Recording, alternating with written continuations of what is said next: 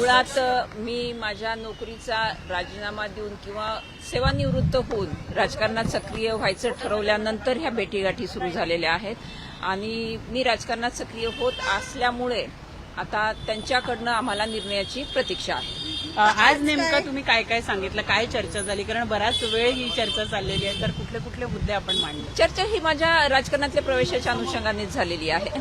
पण उमेदवारी काही निश्चित तुमची बीडमधला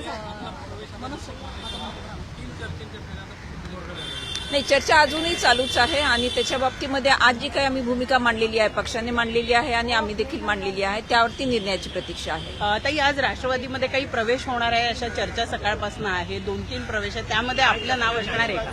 नाही, आज तरी माझा प्रवेश नसणार आहे त्याच्यामध्ये। आपण बीडमधून इच्छुक आहात का? अंतिम निर्णय लवकरच होईल।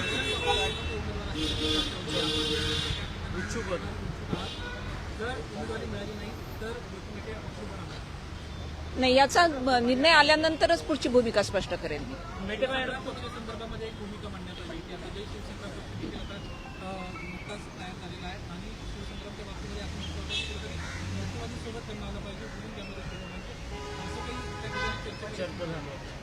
नाही, या अनुषंगाने ज्या काही मुद्द्यावरती चर्चा झालेली आहे ती राजकारणाबाबतच झालेली आहे, त्यामुळे जय शिवसंग्राम असेल किंवा शिवसंग्राम असेल यापेक्षा माझं राजकारणातलं सक्रिय होणं यावरती जास्त चर्चा झालेली आहे। फडणवीसांना देखील भेटून येता आणि त्या शरद पवारांना देखील भेटता, म्हणजे तुम्ही पॉलिटिकल बार्गेनिंग कुठं करतात का या सगळ्या भेटीगाठी? अजिबात नाही।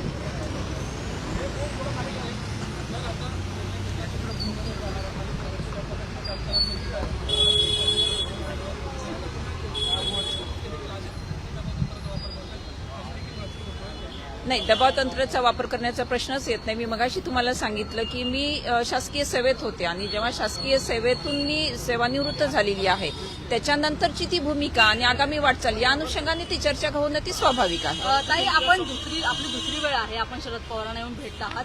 चर्चेची जी प्रक्रिया आहे ती कोणत्या टप्प्यापर्यंत पोहोचली? आता शेवटचा टप्पा ती जवळपास शेवटच्या टप्प्यापर्यंत पोहोचलेली आहे।